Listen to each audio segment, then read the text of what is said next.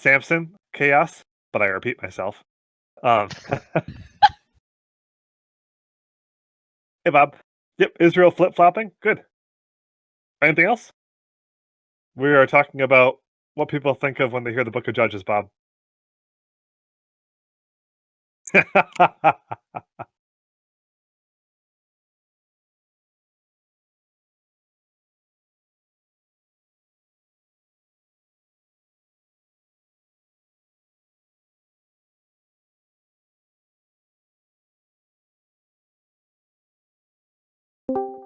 Go ahead, guys. There was no king in Israel. Every man did what was right in his own eyes. Yeah, that's the big theme. So we're gonna talk about first who wrote this and when it was written, what the time period is. So the time period is right after the um, right after the Exodus, right after the people of Israel enter the Promised Land. So the book of Joshua is before this chronologically and in the Bible, and it's also yes that the people have just taken over the land. They're still kind of taking it over when we roll into the first chapter.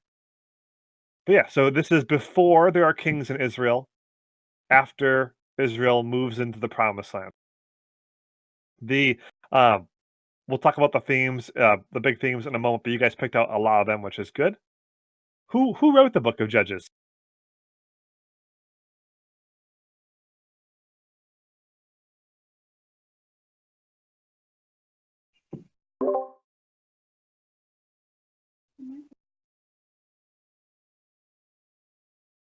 Grizz isn't necessarily wrong.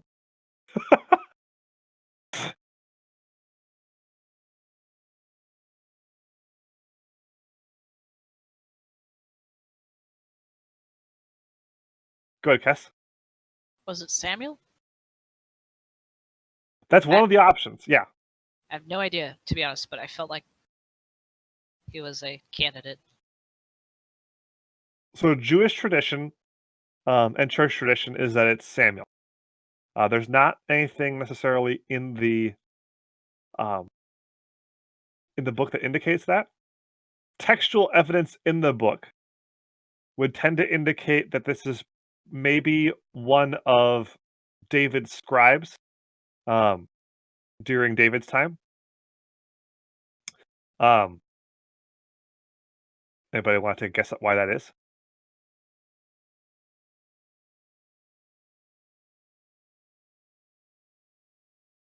Why would people think that textual evidence within the book indicates that's one of David's scribes?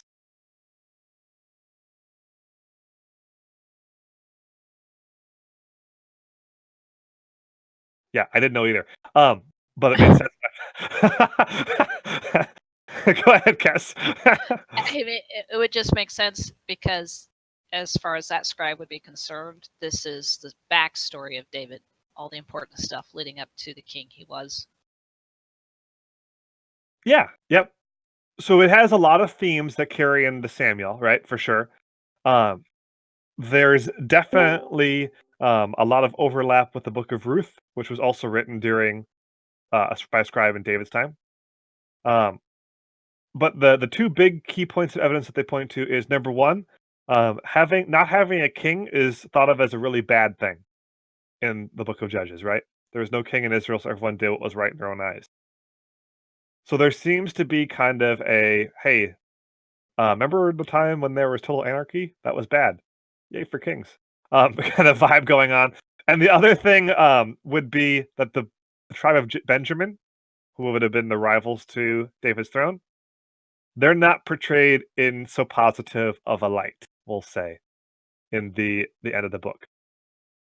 So, um, so there's kind of three schools of thought on who wrote this. Number one, Samuel. That's the traditional way of looking at. Number two, a scribe during David's time. Number three would be a scribe during the time of the exile. So we know a lot of books got written during the time of the exile.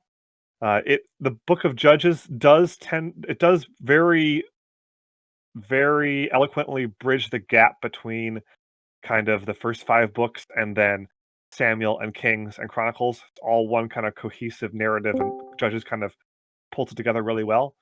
So some people say, well, it's all written during the time of the exile then.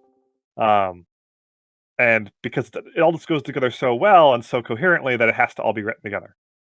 I'm less inclined to believe that third one. My, I don't really think it matters what tack you take on this. You just tend to draw out more different themes a little bit more. If I had to pick one, since everybody always asks me, I would probably pick the scribe during David's time,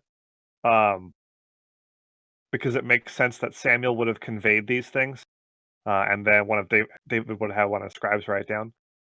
But again, there's legitimate ways to look at this. Time period wise, we're looking at about 1200 BC.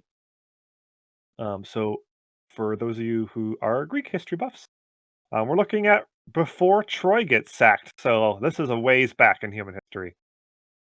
A ways back.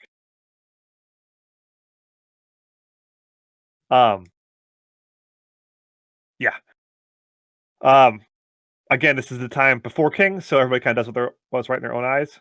Themes. You guys picked out the big one, of just kind of abject moral chaos. In the book of Judges, you'll see a big theme of cycles, right? A certain cycle runs through. People categorize this cycle differently. Honestly, the way that I had it explained to me in 5th grade is probably the best way. So a Becca high five, Bob. The but yeah, so the way that they explain it to me in 5th grade is it's a cycle of idolatry. So it starts with idolatry, right? The people go and they worship other gods. Bondage, because of the idolatry, they fall into bondage. The enemies come in, they take over. Repentance, the bondage leads people to repent, turn away from their sins, turn back to God, ask for forgiveness. Deliverance, God provides a judge to deliver the people. And then rest, the judge presides over a time of rest. So the cycle is idolatry, bondage, repentance, deliverance, rest. When we were in 5th grade, we had to write out that cycle on multiple Bible tests. It actually is pretty. It's a pretty good way of looking at Judges. It's a good paradigm for understanding the cycle that they go through.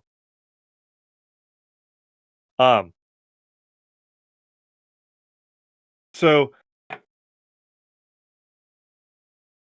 that's a good way of looking at it too, Joe.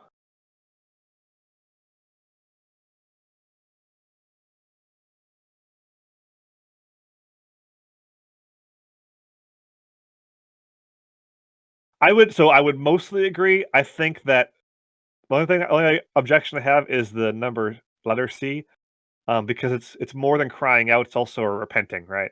Turning back to God to an extent. But yeah, I think that it's definitely for the mnemonic device.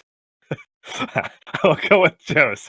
Yeah. So whichever rubric you want to use to understand this moving forward, know that we'll be referring back to that. We when I was in 5th grade, we had to repeat it to the teacher pretty much every Bible class. Yeah. So yeah, we'll be doing that here a lot the coming week. The good news is we'll have a lot of times to go through it. Um, there are how many judges highlighted in the book of Judges?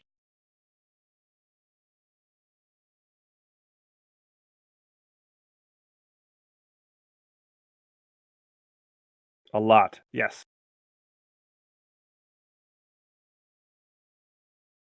More than 3.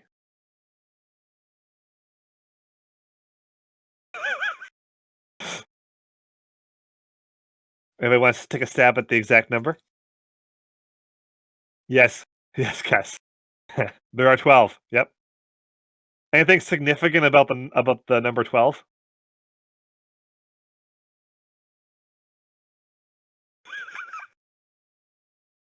Oh boy.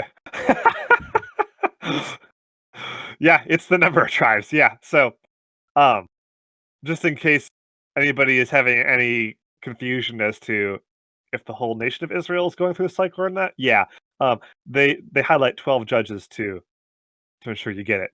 Yep, 12. So the idea that the whole nation is going through the same cycle. So, 12 judges. Is there anything specific that we see about the pattern of the judges, other than the pattern we just talked about?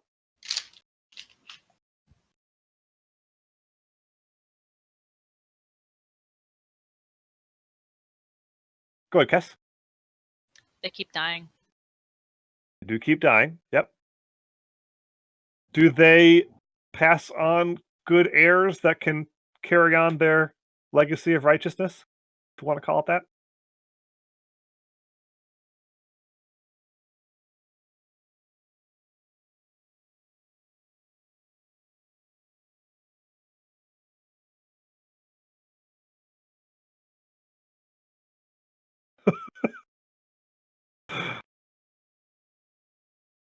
Yeah, they don't. It's not another hard question. Yeah. So when the judges die, things revert back, right? The cycle resets. There's a couple really interesting things about the judges. They are almost all significantly flawed in some way. Even the ones that we look at from a kind of American context, and we go, "Hey, they're really good." There are clues in the story that are details that are pulled out to make us think, "Oh, this guy is not a great person, or woman's not a great person," and we're kind of blind to them because they're cultural things. The I'm not saying that those things make the judge bad, they don't, but they're brought out as details specifically to make the reader go, "Ew, that's not so good." Things that would make us kind of queasy on a cultural level, or them queasy at the cultural level, to say, "Wait, this is the best guy that we got?" Um, so they're all flawed, but the flaws get worse. Um, as you go through Judges, the level, like, the righteousness of the judge gets less. The flaws get worse. It goes from kind of, maybe this guy's not the greatest person, and there's some implications here, to, oh boy, Samson's not a good guy at all. Um, so the judges get worse, and the other thing is the deliverance that they bring is lessened. So the judges are worse, and the impact that they have is less each time. In general, there's exceptions to this, but that's the general theme. So it's a cycle, right? Like we talked about, but it's a downward cycle. We are trending in the wrong direction. As an old boss of mine used to say, the trend is not your friend. The trend is not Israel's friend in this book. Okay, so why do we mention this? Why are we talking about all these spoilers? Um, because I want you guys to be able to engage with this somewhat in the way that students would be able to engage with it in ancient Israel, right? The Israelites they would have grown up on these stories, and they would understand kind of the general lay of the land, both geographically and in the sense of what they're walking into in Judges, right? And they're also gonna pick out different things because of the details that are brought forth than we will, and we'll talk more about that as we get into it. But I want you to understand as we go into each story that these stories aren't just isolated, and that's where I think we go wrong in the North American church sometimes in Judges, is we start talking about these people as individuals, and they are individuals, but they're individuals who are part of a broader story where the theme is also telling a story, right? So I want us to be able to kind of look at that overall theme as we engage with the stories each week. Yeah, context is really important, Bob, like we always talk about around here. So those of you guys have been coming for a while, probably not a big surprise for you. Yeah. But yeah, those are some big themes that we'll look at. Anything else? Any other themes that you guys can think of from Judges? Um, that jump out at you from your previous studies in it?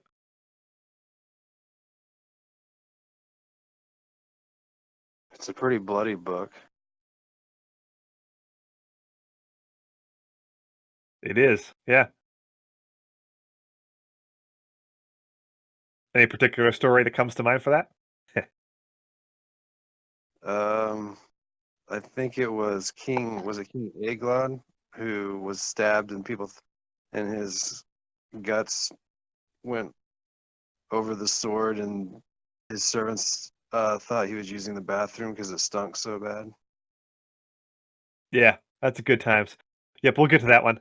That's just one dude though.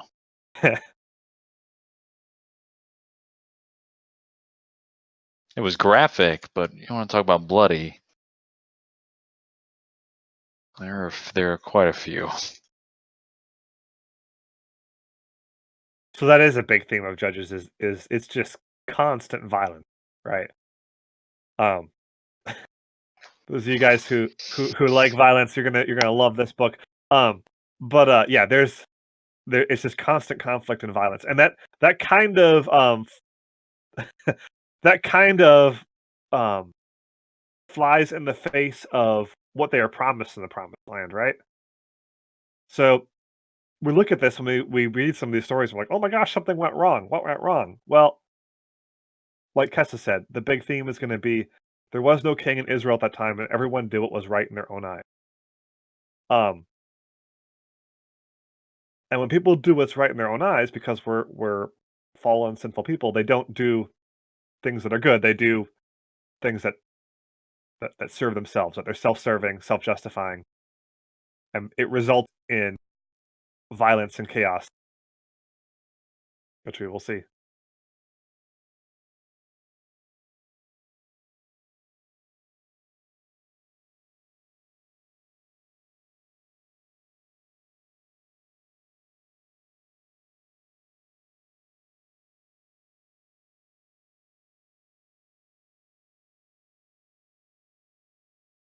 Actually, we'll even see that next week. It automatically starts with struggle and chaos. Yeah. Anything else, guys?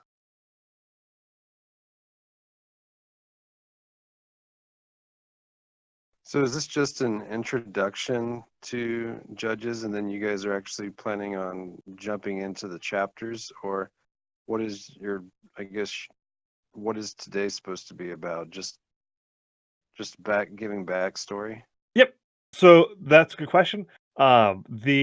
We will be going through it chapter by chapter, piece by piece, here in the coming weeks. Today is just set the context, set the who wrote it, what are the major themes, what can we be expecting and be looking for. Cool.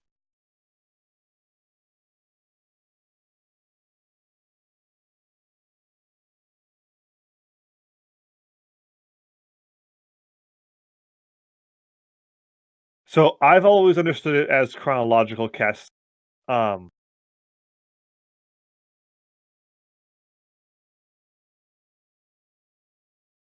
I have not, in the readings I've done so far, though, I have not encountered anything on that. You got anything to add in that, Winged? I've heard I've heard rumors that while the judges are in chronological order, there's debate as to where the story of Benjamin, the Benjamite War, falls. I would say that the book is probably in chronological order, though not evenly chronological. There are probably some unnamed time gaps. But I would say that because it feels like mentioning or leaving out, if the Benjamite War happened sometime in the midst of the 12 judges, there would be some sort of major mention of it or some sort of explanation of it, rather than just dropping it at the end of the book. Although, again, contextually, if this was one of David's scribes and the Benjamites were rivals of David's, then it could almost be viewed as sort of as an appendix or an addendum to the book, just as an aside, like, oh yeah, by the way, this is a thing, just to kind of rub it in their noses. I forgot one piece of evidence for that being the case for the the scribes, by the way, because the book ends with a slam on Benjamin, right? But it begins with like a pat in the back to Judah, because Caleb is from Judah, and the tribe of Judah goes up and is the one that fights on behalf of Caleb against the Canaanites in the beginning. So No, I was gonna say it's not like the first judge had anything to do with the Judah. Yeah. So Judah is like very much the good guy, as much as there is a good guy in this book, and Benjamin not so much.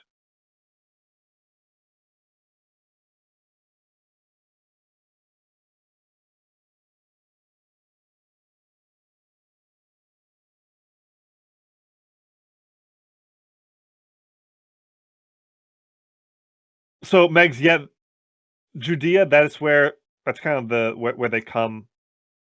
That's where that name comes from.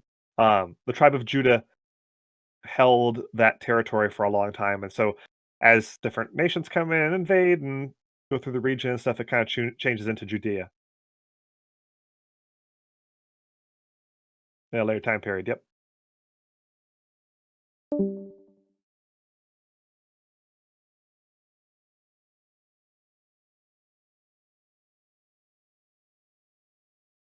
Is Caleb a proselyte?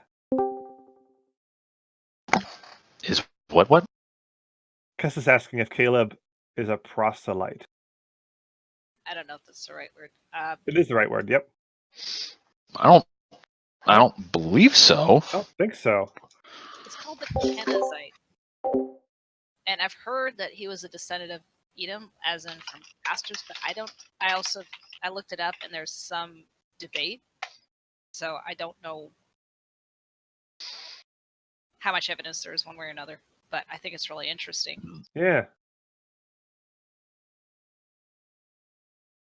Caleb was a what? I didn't catch that. Basically a convert. Yeah, I'll have to look into that. I don't know offhand. I'm looking right now. Give me a minute. Go ahead and talk. I'm seeing what it says. I'm actually pretty much through my material, so Oh, sure. Just put the pressure on. We'll just sit in silence until Scribe's done. That's cool. hey, it didn't take as long to summarize as I thought it would when I said let's do a summary study last week, so but the first part is so there's too much to do like a summary and the first part, you know what I mean? Hmm.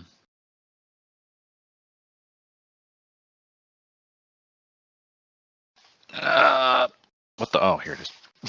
I was like, I just had my Bible. Where did I put it? Literally right beside me. Like a genius.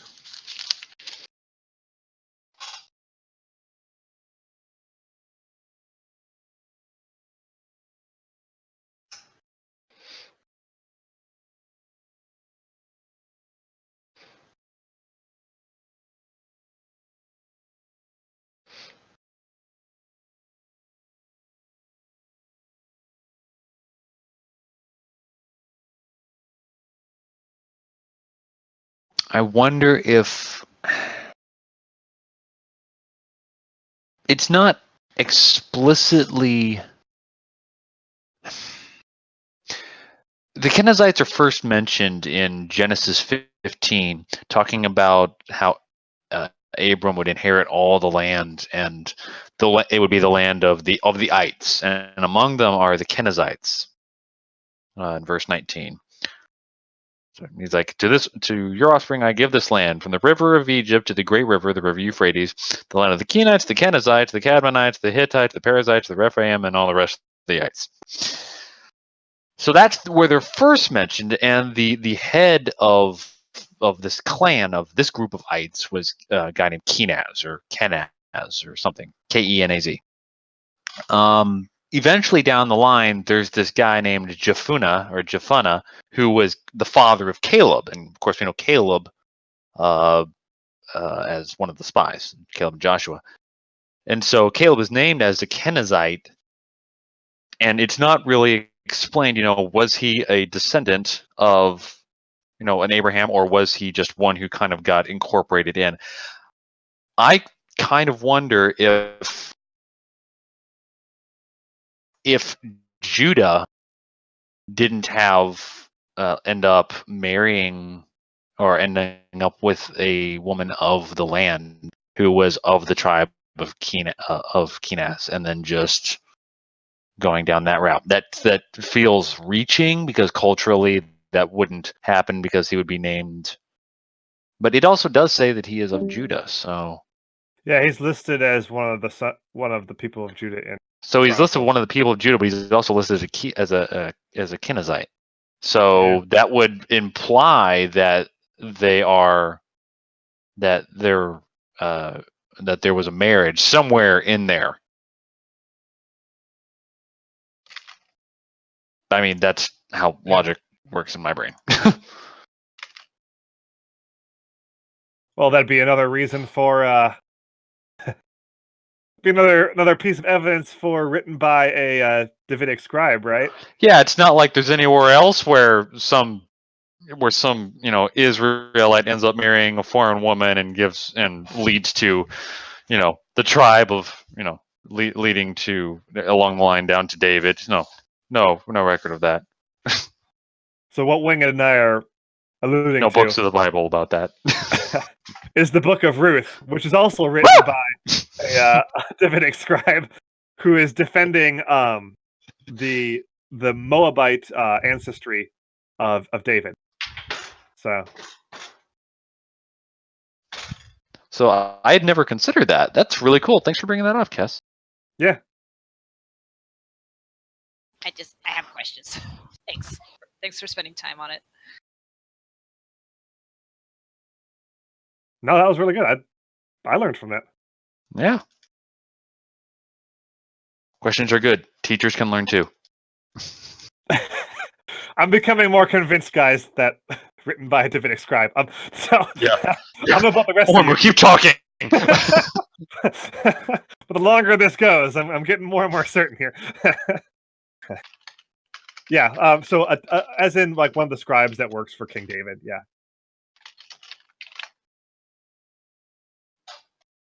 So, Cypher Cat. Yeah, that. Those are good parallels to draw. Because that's kind of the human condition, right? Is apart from Christ, we go through these cycles of idolatry, bondage, repentance, deliverance, rest. Because we're treating God as basically how to get something from Him instead of putting our faith in Him. So, from a New Testament perspective, how we look at the Book of Judges is Christ is how we break the cycle, right? And we'll talk more about this at the end of the study series. But we will, even though we're going back and looking at this book and trying to look at it through the lens of here's how a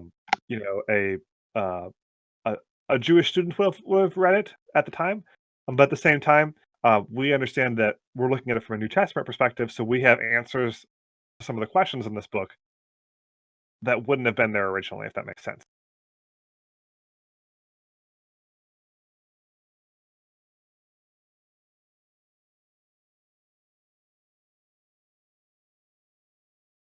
All right, good. Any other questions, comments, discussion? Sorry, this is shorter, but if we tried to tackle the first chapter, we'd be here until like next week. So we're doing those two separate, the intro and the first chapter. I think Megs has a question as to the function of the scribes. I'm gonna let our scribe take care of that one. Oh, yeah, he's on it already.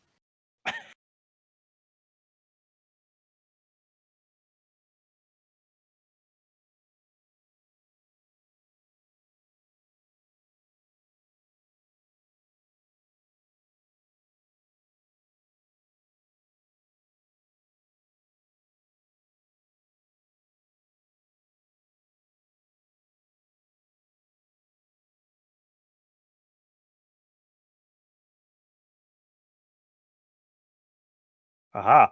So, that we can talk about quick. Caleb is the guy we keep referring to, is one of the characters that we'll meet in the first chapter. Caleb is from the tribe of Judah, so he's one of the heroes of the book. His story goes back all the way to Exodus. So, just to recap, the Jewish people are slaves in Egypt. God delivers them from Egypt. He sends them to the Promised Land. They go through the wilderness to the Promised Land. They get there in a relatively short period of time. They're ordered to send 12 spies into the land. In case you guys haven't noticed, 12 is kind of a recurring motif in the Old Testament. Again, one representing the whole nation of Israel, right? All 12 tribes. The spies go into the land. They scout it out. They see what's there. Look for angles of approach. See how fortified the cities are. See what kind of enemies they're dealing with. Are these people all in alliances? Are they fragmented? How are we going to attack this? Etc.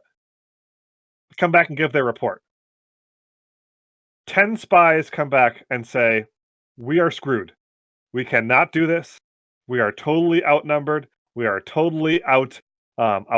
We're going to get totally wiped out. It would have been better off in Egypt. We should go back and see if we can go get the slavery deal again, because it ain't as bad as going in there." Okay, that's what 10 of the spies say. 2 of the spies say, "No, this is no big deal because God is bigger than these people." Right? The exact phrase they use is, "These people are grasshoppers to us," because other people say we're grasshoppers to them. They say these people are grasshoppers to us because we got God. Right? So, those 2 spies that come back and give the good report are Joshua. We know who Joshua is, right? After Moses dies, Joshua takes over. And Caleb. Caleb and Joshua work hand in hand in kind of helping the people take over the land. They are also the only 2 survivors from the 40 years wandering in the wilderness. The people decide to follow the 10 spies, and they get a death sentence over it. Okay? The death sentence is carried out over a 40-year period as they wander around the wilderness until that generation totally dies out, except for Joshua and Caleb. And those guys move back into the land and take the land over. So when we start Judges next week, when we read the first chapter, one of the main characters is Caleb. So Caleb is automatically, from people who have been reading the previous books, we'll see him like, oh, a good guy. This is one of the heroes, right? And we'll see what he does next week.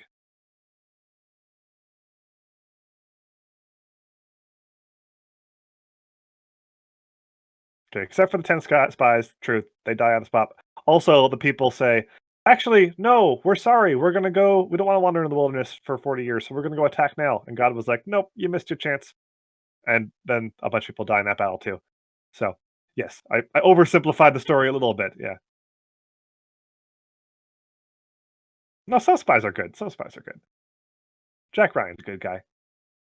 Same thing with Joshua and Caleb. Yeah, Caleb comes from the tribe of Judah and is mentioned again in the beginning, so Judah portrays the good guys here. Good question. Any other questions? Like we keep saying, Judah's portrayed as the good guys. Let's be real. Judah are the good guys. Not always.